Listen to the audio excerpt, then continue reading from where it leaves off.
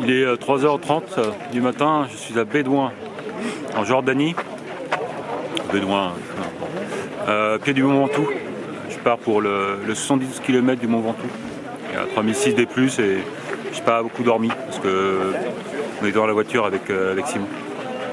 C'est génial parce que le directeur des courses il parle, il n'y a pas de micro, il n'y a pas de musique et ben, du coup, on n'entend pas grand chose. Je crois qu'il a dit qu'il allait faire froid. Et c'est parti! Départ du 72 km du trail du Ventoux. 3h40. Je suis tout dernier, là, je suis à la fin du sas. Bon bah tout à l'heure. Hein. Les derniers. Ouais, bonne course. Toi aussi. Allez, bonne course.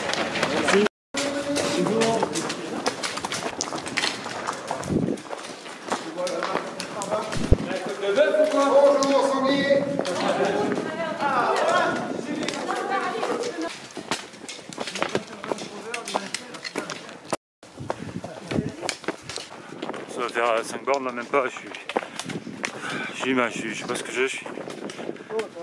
Oh, je suis mal au bide, j'ai pas de jambes.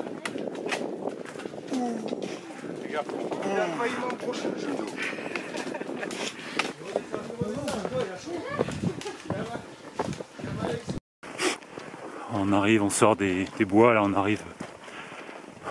Il y a de la neige maintenant. Ça va faire 12 km à peu près, 2h15. J'étais pas bien, pas du tout bien dans la montée. Hein. Je suis vraiment pas super. J'ai failli vomir, ça m'arrive jamais. Oh, ça va un petit peu mieux parce que là c'est un replat, mais bon allez.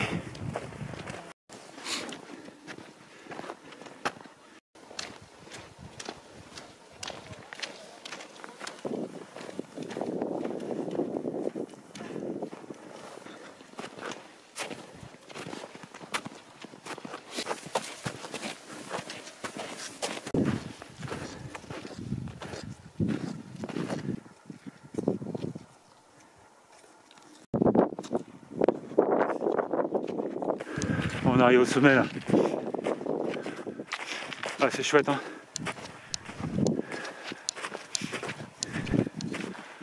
Ah, puis il n'y a pas trop de vent, c'est pas mal. Tout à l'heure il y avait des petites rafales là sur les crêtes. Waouh!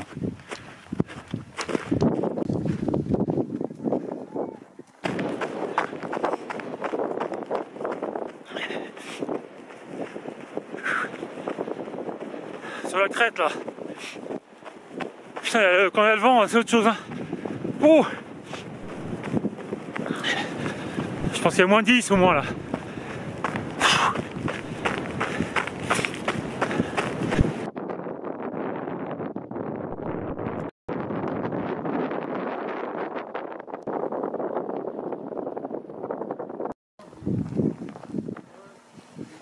Et voilà. Quand on se lève à 2h30 du mat pour monter au Ventoux, c'est super beau. Bon, ça va un peu mieux parce qu'on est au sommet du coup. Putain, ça pince là tout à l'heure. C'est super. Donc voilà, on a fait 1500 D+, 1600. On est au sommet, ça c'est le... Non là, la tour... C'est l'air autour du Ventoux. En plus là on est à l'abri du vent, c'est sympa, tu peux redescendre. Attention à pas glisser parce qu'il y a quand même beaucoup de neige.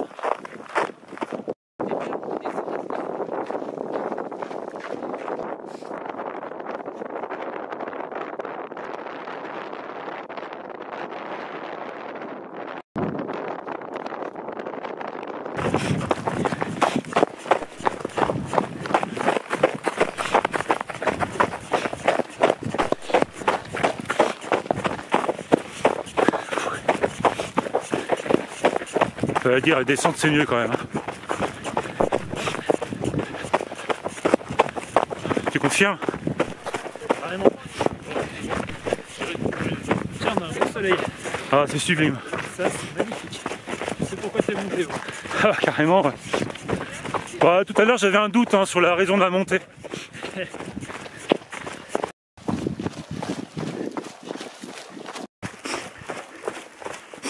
J'ai enlevé les couches. On est redescendu dans la forêt, il fait bon là, c'est agréable. Après le vin là, je sais pas, il y a 20-25. C'est assez roulant, c'est forestier, c'est sympa.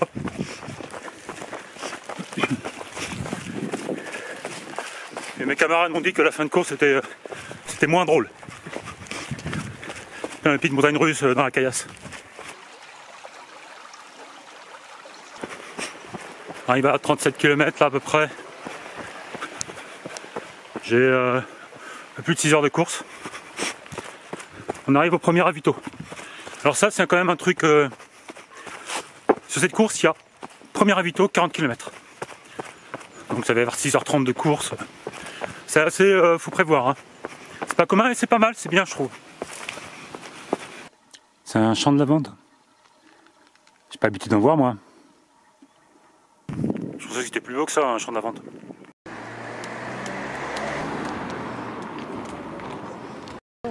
On arrive à Aurel, à la mairie même.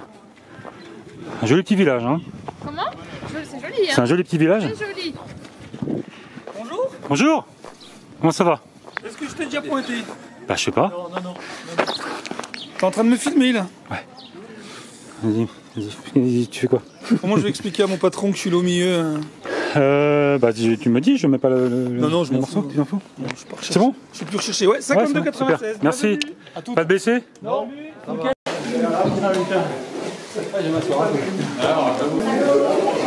Le ravito est copieux, hein, il est très bien.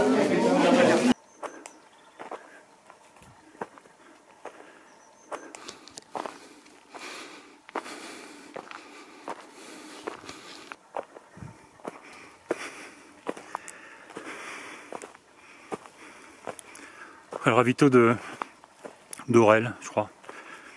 Après le ravito d'Aurel, il y a une grosse montée bien raide. Il y a, je crois, 600 des plus pour revenir sur le plateau. C'était beau ce matin. On voit qu'on est en mars parce qu'il fait chaud au soleil. Alors même qu'on soit en mars.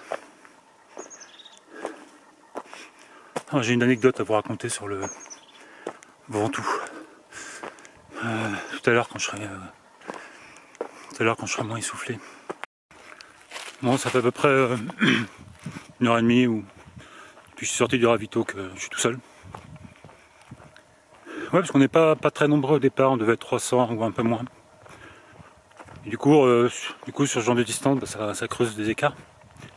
Et c'est bien, j'aime bien. Là je suis tout seul, il n'y a personne, c'est bien. C'est un peu mieux, là, on est passé sur la crête. Enfin, une crête. Il reste un petit radar de peut-être 200-300 des plus, un peu plus. Et puis après c'est que de la redescente en balcon, ouais, des petits coups de cul comme ça, mais il doit rester... J'ai 47 km, donc il reste 23 km. C'est chouette, hein, c'est vraiment une belle course. C'est assez varié, il y a des sections roulantes, là c'est roulant, je devrais courir normalement là. Hein, puis c'est agréable, il y a des odeurs sympas de... je sais pas comment on appelle ça ici, la garrigue.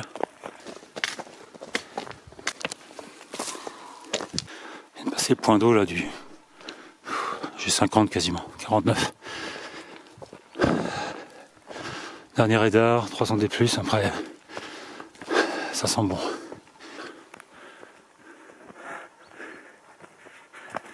Je me verrai. Je crois, oui.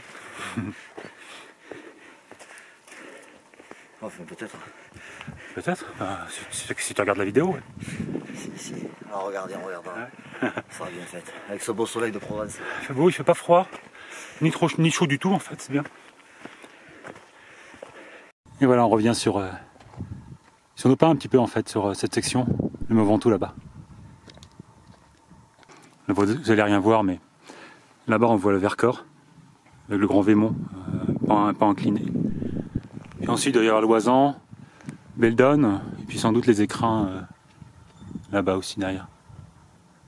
C'est superbe, hein, on a vraiment une vue incroyable ici. J'ai 60 km, il reste 13 ou 14 bornes. Encore des petits coups de coude fin du balcon en franchissement de combe, c'est pas un peu chiant. Peut-être sur 4 km, 4-5. 5 de descente, 3 de plat. Bah voilà, donc c'est bientôt la fin quoi. Ah oui, faut que je raconte une petite anecdote. Par quoi je commence? Bon, j'y réfléchis.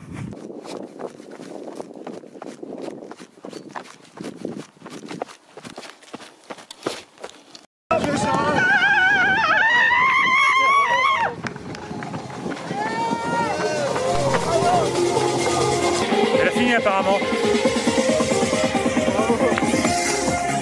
Bon.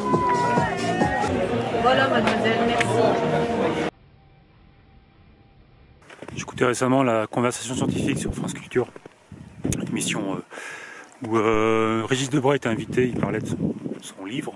Régis Debray, c'est un camarade de lutte du Che Guevara, prisonnier politique, torturé dans les geôles d'Amérique latine, puis aujourd'hui plutôt un penseur, un essayiste, philosophe. Mec super intéressant à écouter.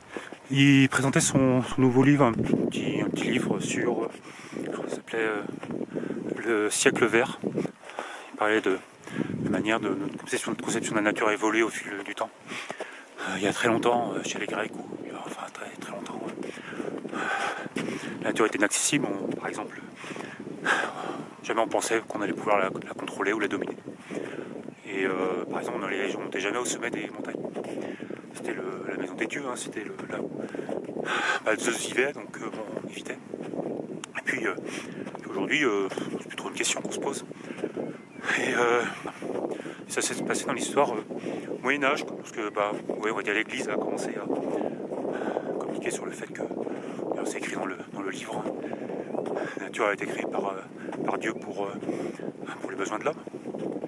Et la première fois où il est indiqué, c'est lui qui raconte ça, qu'on est monté sur une montagne, c'était au XIVe siècle.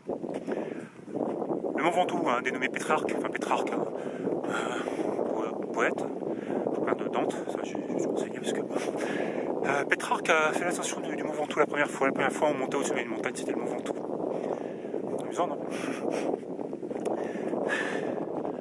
Du coup aujourd'hui, voilà, la nature, jusqu'à 100 ans, c'était pas un problème, elle était là pour nous.